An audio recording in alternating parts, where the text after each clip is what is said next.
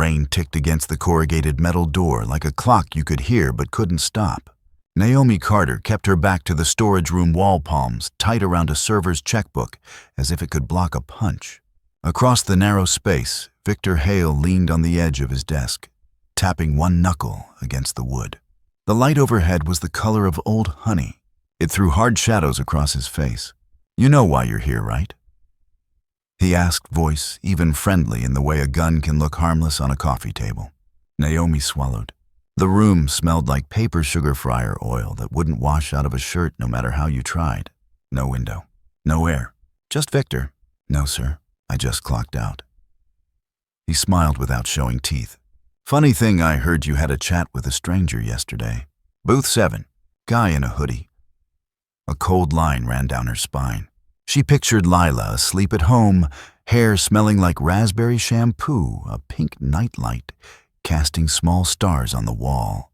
Victor pushed off the desk and came close enough that she could see the pores along his jawline.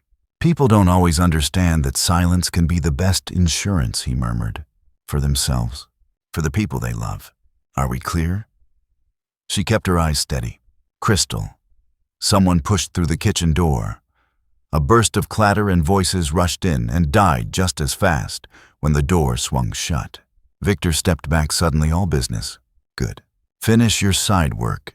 She left the room on steady legs and only let herself breathe when the door clicked behind her. The note she'd slipped the man yesterday was gone, tucked under a saucer and then into a wallet. If he was who she thought he was, if he really was Julian Hartwell, then maybe there was a way out. 24 hours earlier, the city had woken under a gray sky and a slow rain. From the 32nd floor on Pine Street, Julian Hartwell stood in front of a wall of glass, an espresso cooling in his hand. Down below, the ferries moved like patient animals across Elliott Bay. He turned another page in the quarterly packet and found the line that made his jaw set. Dockside diner revenue down 21%, complaints up 40, staff turnover 69. Hartwell Kitchens was his life's work. 80-plus restaurants, each one a gamble that had paid off because he knew what people wanted when they walked through a door. Not just food. Welcome. A seat at a table that felt like it remembered your name. Dockside was supposed to be that. Especially that. He'd designed the floor plan himself to match the small counter service place where his mother worked nights when he was a kid. Now the numbers read like a memorial plaque. He caught his own reflection, 44 neat beard slate suit, the look of a man who could buy a building in the time it took to sign a check and still wonder why his place felt empty. Last time he'd visited Dockside, the staff had known he was coming. Everything shined like a staged house. He'd promised himself he wouldn't do that again. Across town, Naomi woke her daughter with a kiss on the temple. The apartment was one long hallway with rooms tucked off it like pockets, everything tidy because it had to be. Lila blinked up and grinned. "Can I wear the ocean sweater? I want to look like a marine scientist."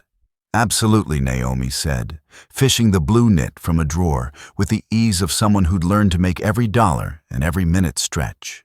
Breakfast was toast and eggs, and a story about whales that dive deeper than anyone believes. Before they left, Lila repeated the rules taped to the fridge in marker. Be kind. Work hard. Don't let anyone make me feel small. By noon, the diner hummed with the rough music of a busy shift plate, sneakers on tile, the jukebox muttering an old tune nobody really listened to. The neon sign threw a red wash across the rain. Julian took a corner booth by the window and watched the room the way you watch a poker table, not the cards, the faces. Tired smiles, eyes that slid to the office door and back again. One server scrolled her phone while greeting a table. A cook slammed a drawer, then stared at his hands like he was making a decision. Naomi walked up with a coffee pot. Her hair was pulled back, her uniform crisp, her eyes clear in a way that said she missed nothing. "Coffee?" she asked. "Black," he said. She set a cup on the saucer, and with a motion so smooth, it looked like nothing tucked a folded slip beneath the rim. Their eyes met for the smallest beat. She moved on. He slid the note free without looking down, like this was a habit. 3 short lines in neat, no-nonsense handwriting. "I know who you are. They will destroy you. Meet me at the South Pier, 8 p.m. Come alone." He felt his pulse in his throat, He'd kept his face out of magazines when he could, and when he couldn't, it was always tuxedo and check presentation stuff. Hoodie jeans rental truck, he shouldn't have been recognized. But she had. He paid cash, tipped well, and left into a rain that had turned steady and quiet. As he crossed the lot, he passed a man in a suit with an expensive watch and the wrong kind of attention. The man looked at the room like it owed him something. The air shifted. Julian made a note of the face and the walk, and the way the hostess sat up straighter when he entered. Back on the clock, Naomi refilled sugars and wrapped silverware in napkins while watching the office door with the sense that a storm was brewing indoors and out. When Victor's hand landed on her shoulder, the touch was light, the message heavy. "Carter," he said, almost warm. "In this place, we take care of our own. You know what that means." "I do my job," she said. "I keep my head down." That's one way to describe it. Later, she walked the line between tables with a smile that belonged to customer service and a mind that belonged to her daughter. Rent due in 10 days. Field trip money not yet raised. A stack of tip rolls in a sealed envelope on the top shelf of the closet. She thought of the first time Victor had said Lila's name out loud, how the sound had turned her stomach. She thought of the detective who ate here twice a week and laughed at Victor's jokes and never paid a bill. By late afternoon, the rain became a curtain. The bay blurred into a sheet of pewter. Streetlights clicked on little halos in the damp. Julian parked 2 blocks from the pier. He left the truck and walked the last stretch under the overhangs, the cuffs of his jeans growing dark. The South Pier was a strip of damp wood and gull cries. The ferry horn carried low and far. He checked his watch. 2 minutes early. He kept his hands in his pockets, the city sliding by in 1,000 reflected points on the wet planks. Footsteps approached, not rushed, not careless. He didn't turn until she spoke. "We don't have a lot of time," Naomi said quietly. The hood of her jacket was up, stray curls damp at her temples. Her eyes were level, unafraid in a way that didn't mean she wasn't scared. It meant she decided to do the thing anyway. "Listen to me." The wind off the water was sharp enough to sting. Naomi kept her back to the bay, scanning the edges of the pier as she spoke. "They're stealing from you," she said. "Not a little here and there, systematic. Thousands a week. And that's just the part I can prove." Julian studied her. Up close, the strength in her voice matched the calm precision of her note. "You're sure I've watched it happen? Fake vendor invoices, cash pulled from the register before it ever hits the books, high-end cuts of meat marked spoiled and sold out the back. Victor runs it. Eddie Sloan and Marco Reyes help him." She kept her voice flat, like she was reciting grocery items. "Anyone who asks questions gets their hours cut or worse." He thought of the man in the suit he'd seen that afternoon. Victor Hale. Naomi's mouth tightened. "He's been here 2 years. I don't know what he was before, but now he's a boss who smiles when he threatens you. And he's good at making sure nothing sticks. Why not go to the police?" She laughed once without humor. "Because 2 of them eat at the diner every week for free. One's a detective who plays golf with Victor. You think they'll take my statement over his?" Julian didn't answer. He was looking at the way she kept her hands deep in her jacket pockets, as if holding herself steady. "There's something else," she said after a moment. 3 weeks ago, he pulled me into the supply closet after a shift. Told me single moms like me should be careful about what they see and what they repeat. Then he mentioned Lila, my daughter, where she goes to school, what time she gets out. "You understand what I'm telling you?" He did. Every word sat heavy in his chest. He threatened her. "Yes, and me. And anyone who might talk. I've been keeping notes, times, dates, what they take, who they meet. It's not everything, but it's enough to start." She took a small spiral notebook from her pocket and handed it to him. The pages were filled with tight, careful handwriting, every line dated. "You wrote all this down," he said. "Can't trust memory when someone might call you a liar. And I need you to have it. If anything happens to me, you'll know where to look." He flipped through, reading enough to see she was right. Names, figures, patterns. "Tomorrow," she said, "Victor's got a delivery coming in at 6 a.m. Not from our real supplier. If you're there, you'll see for yourself. They use the back loading dock, so it's off camera." Julian looked up from the notebook. "I'll be there." Her eyes searched his face, weighing his words. "If you come, you blend in. Dock crew clothes nothing that says CEO. And you keep your distance from me. If he thinks we're working together, it's over before it starts. The ferry horn sounded again closer this time. She stepped back toward the shadows along the pier. I have to go. Lila's with my neighbor, and Victor doesn't like it when anyone lingers after a shift. He wanted to tell her she didn't have to do this alone. But the way she carried herself told him she'd already decided. She was in it deep and she wasn't backing out. Julian watched her go, her dark jacket disappearing into the drizzle, until the pier was empty, except for the gulls and the rain. The notebook was cold in his hand.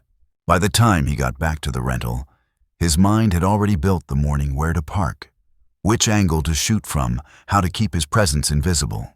Across the city, Naomi let herself into her apartment. The warm light from the kitchen spilled over the small table where Lila sat coloring her hair in 2 neat braids. The girl looked up and grinned. "Mom, I drew us a boat. We're going to sail to the whales." Naomi smiled, her throat tight. "That's perfect, honey." She kissed her daughter's head, breathing in the scent of crayons and shampoo, and told herself she could keep her safe a little longer. Julian was awake before his alarm, and the city still wrapped in darkness. He dressed in worn jeans, a thermal shirt, and a navy beanie, the kind of clothes that wouldn't turn heads near a loading dock. By 5:15 a.m., he was parked 2 blocks from the diner camera and the passenger seat lens already extended. Fog from the bay rolled between the streetlights, swallowing sound. A white panel van appeared out of the mist tires, hissing on wet pavement. It backed up to the diner's rear entrance, like it had done it 100 times before. Victor emerged from the building, his frame bulkier, in a black jacket. He spoke briefly to the driver, then helped unload boxes stamped premium beef, except Julian had been in this business long enough to know the weight wasn't right. They moved too easily, and the boxes didn't go into the kitchen. They disappeared into the walk-in freezer Naomi had mentioned was out of order. Through the telephoto lens, Julian caught the moment an envelope changed hands. No clipboard, no signatures.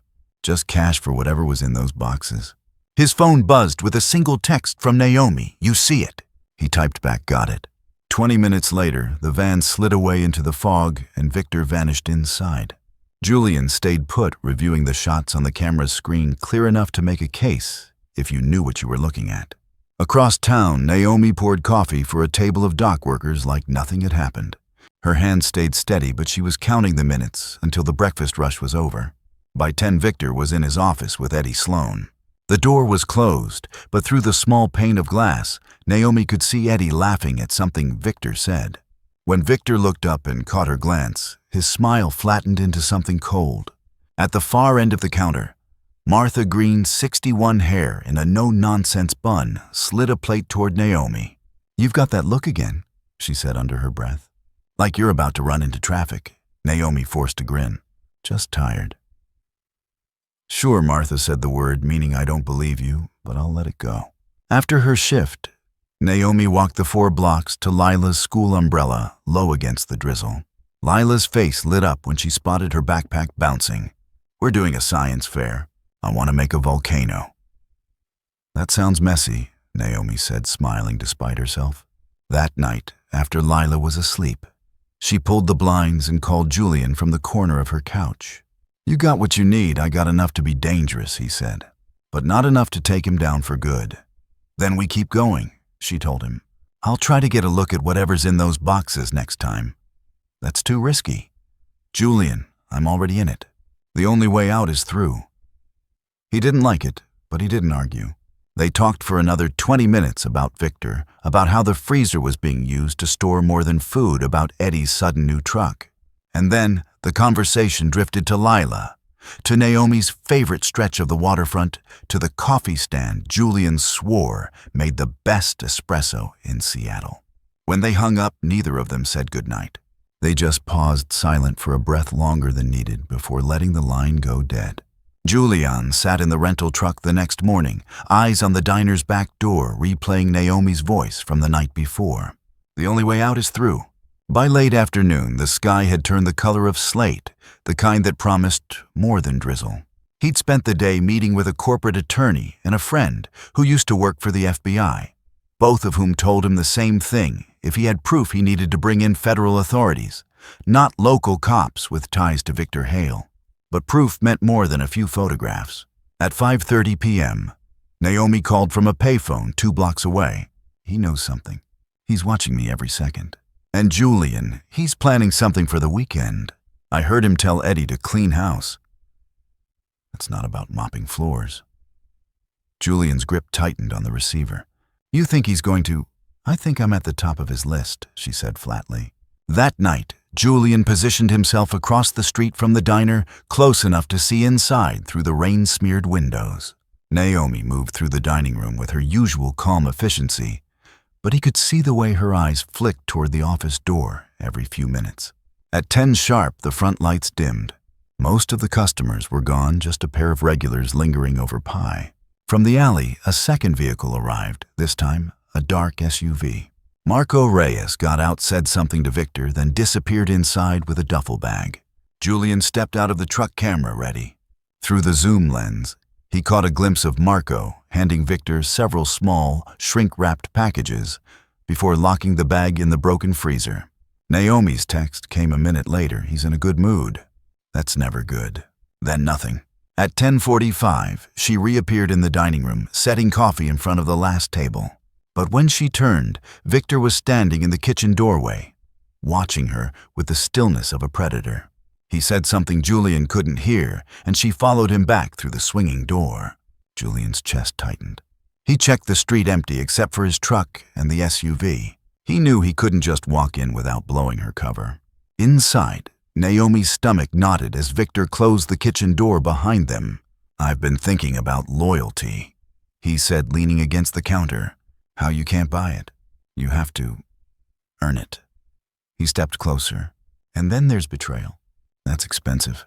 Costs more than most people can pay. Naomi kept her voice steady. I don't know what you're talking about. Victor smiled slow and mean. I think you do. For a long moment, the only sound was the hum of the freezer. Then from the alley, a muffled engine started up the SUV, pulling away. Victor glanced toward the back, muttered something about checking inventory, and left her alone in the kitchen. She took 2 deep breaths before heading back to the floor. By the time Julian saw her again, she was walking to the front to lock the door. She caught his eyes through the glass, without breaking stride, her expression unreadable. The rain had turned to a cold, needling mist by the time Julian parked 2 blocks from Naomi's apartment. He'd been pacing his living room for hours, running through every way tonight could go wrong.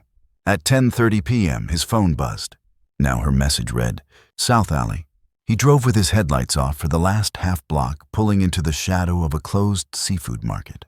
The diner's neon sign glowed faintly through the fog. From here, he had a clear angle on the loading dock. At 10:55, a black cargo van rolled up, no markings, windows tinted. It backed to the dock with practiced precision. Victor came out first, Eddie behind him.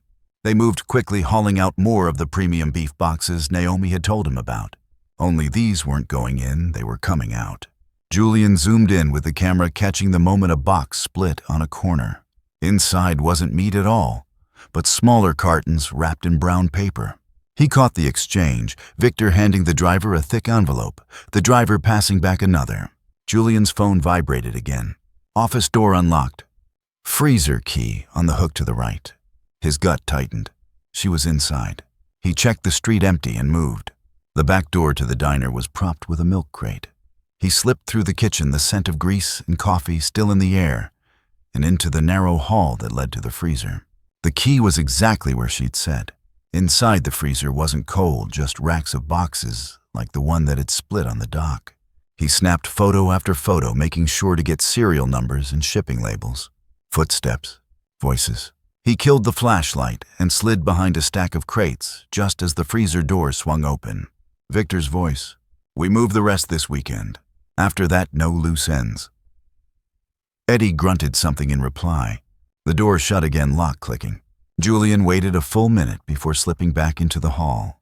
He found Naomi near the counter, wiping down a table like it was any other night. But when she saw him, her eyes flashed with something between relief and warning. Get out, she murmured without moving her lips. He didn't argue. By the time he reached the truck, he'd made his decision. This wasn't just about saving a business anymore. It was about taking Victor Hale off the board before he could make good on his threats. The next morning, Julian was in the downtown office of his FBI contact, sliding the camera and Naomi's notebook across the desk. The agent flipped through the photos, eyebrows lifting. "This is enough to open a case," she said. "But we'll need your witness safe." She and her daughter get protection immediately. That night, Naomi opened her apartment door to find Julian standing there, with a woman in an FBI windbreaker. Lila peeked from behind her mother's leg. "You're coming with us," Julian said gently. "Somewhere safe until this is over." Naomi glanced down at her daughter, then back at him, and Victor Julian's jaw set. By this time tomorrow, he's done. And he was. At dawn, federal agents swarmed Dockside Diner. Victor Hale, Eddie Sloan, and Marco Reyes were led out in cuffs, their faces pale in the morning light. The news vans caught it all. 2 weeks later, Naomi sat in a sunlit office at Hartwell Kitchen's headquarters, a stack of training manuals on her desk. Lila's science fair volcano sat in the corner drying from its last test run. Julian stood in the doorway, coffee in hand. "You ready for your first management meeting?" he asked. She smiled, more than ready, and for the first time in a long time, she believed it. Spring came late to Seattle that year, the kind that slips in quietly between storms. The sky over the waterfront was a pale blue, streaked with thin clouds, and the gulls rode the wind like they'd been waiting for it all winter. Naomi leaned against the railing outside the new dockside location, rebuilt, repainted and humming with the sound of a place people wanted to be. Inside, the air smelled of fresh bread and coffee, not fear. Staff laughed over the clatter of dishes. Lila sat at a corner table notebook, open sketching whales for her next school project. Julian joined Naomi at the rail, holding 2 mugs. "Thought you could use a refill," he said. She took it, fingers brushing his. "I'm still not used to the quiet," she admitted. "No one watching every move. No one whispering threats. That's how it's supposed to be," he said. "A place where people feel welcome." They watched Lila for a moment, her brow furrowed in concentration. "You know," Naomi said, "when I slipped you that note, I thought maybe I was making the last mistake of my life." She glanced up at him. "Turns out, it was the best decision I ever made." Julian smiled, not the polished CEO smile she'd first seen in magazines, but the one he wore when he was entirely himself. "It wasn't just your decision. You gave me something I hadn't had in years, a reason to fight for more than numbers on a page." For a moment, the sounds of the diner faded, replaced by the low rush of the tide against the pier. Naomi broke the silence. "So what now?" "Now," Julian said, "we keep building this place our lives. Together." She didn't answer right away, just reached for his hand and held it. Inside, Lila looked up from her notebook and grinned at them through the window. Naomi grinned back, and in that shared look was the unspoken truth: the worst was behind them. And what lay ahead, family safety love, was theirs to claim.